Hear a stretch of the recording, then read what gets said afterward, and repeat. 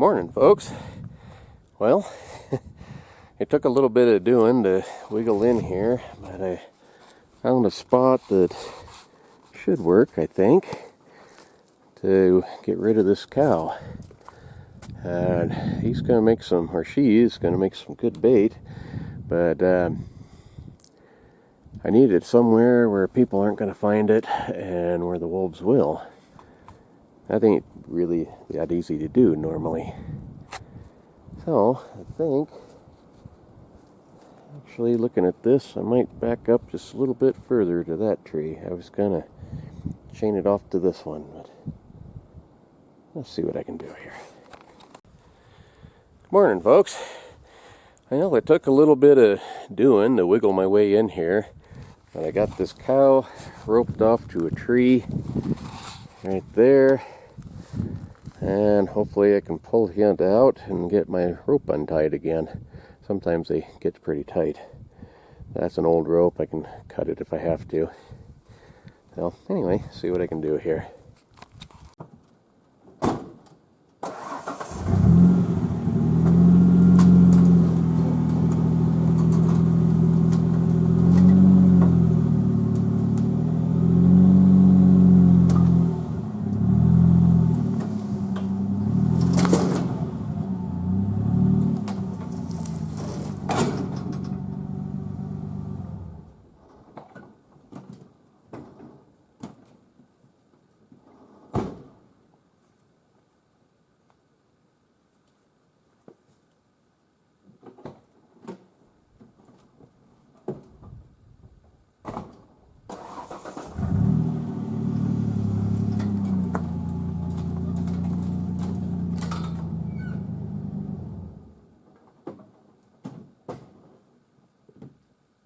Well, I'll tell you what, they don't find that old stinking cow.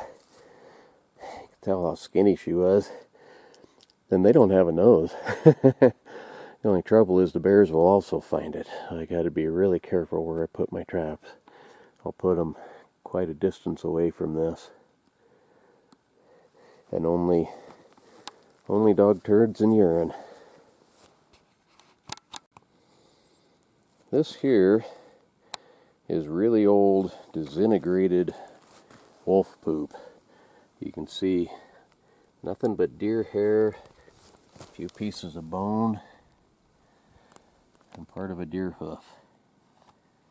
Now this here that's been added to it is most likely fox, although it's small.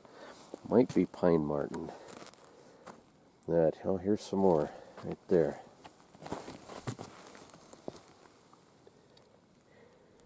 So, yeah, any of that has majority is hair, deer hair especially, and fairly good size, it's most likely a coyote or a wolf, sometimes a mountain lion or something like that. All depends on the size of it. But, I don't know if you can see that, but right there is a wolf track.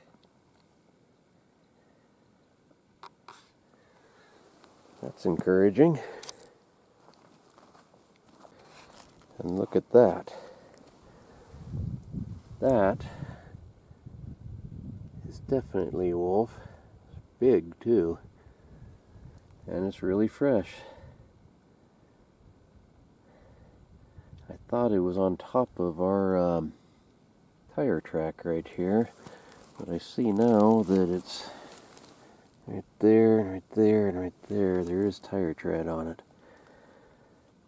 So, it's very fresh, but it's not yesterday or today. Okay, trap number 13 is right there.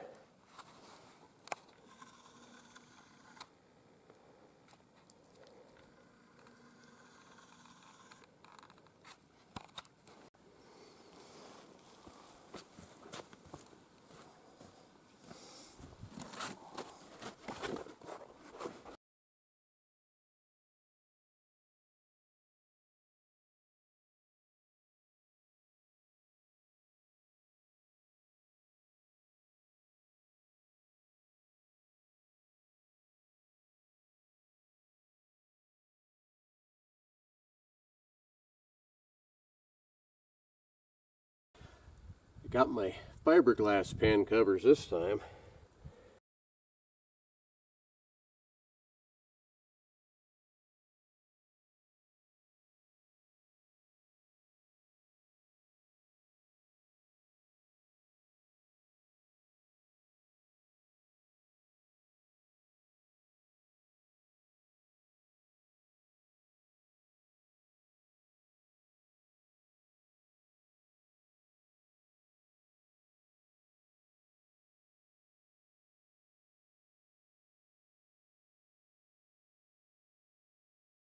That one's a little bit sloppy, but it should work. That makes number 14. If I get one more out, I'll have to stop because one of my uncles from Michigan is coming tonight.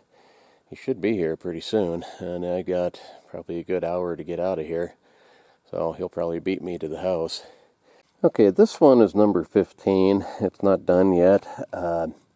One thing I've been meaning to mention, and I haven't, when I'm done, I'm going to put that piece of charcoal wood right here. And that's going to be a pee post. I'm going to spray a little urine on there, and, you know, male dog, female ones too, a lot of times, when they sniff that, they'll lift their leg on that. So they'll step right here. A lot of people I've been hearing here lately, they say they don't like these MB 750s because there's a dead spot in it. And, you know, all of them have somewhat of a dead spot. There is one being marketed now advertising no dead spot. And it is, but it's also a very expensive trap. So what that means is right here. This is your trigger, the trigger dog. It just hooks on the lip of the pan here. And if you step right here, it takes a lot of pressure to put that off, to set it off. If you step out here, it doesn't take hardly any pressure because the way it's shaped, the pivot is underneath here on this end. So it pivots, you got a lot of leverage out here. On this end, yeah, it does take a lot to set that off. So what do you do about that? You work that to your advantage in a way. You put the trigger toward the inside every time, and then that way it's not out here. They're not stepping here and feeling the trap and leaving. They're stepping here, and it goes off and catches them. So anyway, it's all trap placement. Don't listen to the negative hype about these 750s. They're plenty trap. I mean, I caught that giant bear in one. With one of the best wolf trappers ever, Jack Whitman. He's a friend of ours, and he's caught lots and lots of them. This is the trap he uses. They make a lot bigger traps, but I really don't think you need them. The only drawback to these is they do tend to freeze down a little bit easier. Those bigger traps have stronger springs, and they'll break through the crust on the ground a little bit more. But that's where your wax dirt and all that stuff comes into play. So anyway, this time I'm leaving for real. See you guys. Have a great day. Bye. Alright, I lied. Here is the finished set number 15. The trap is right there. Dog turds and urine on that charred piece of wood.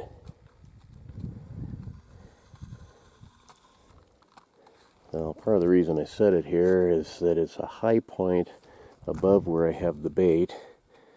And they like to get up above and look around. They like the high ground. So, anyway, I'm leaving this time. So thank you for watching, and see you next time. Bye.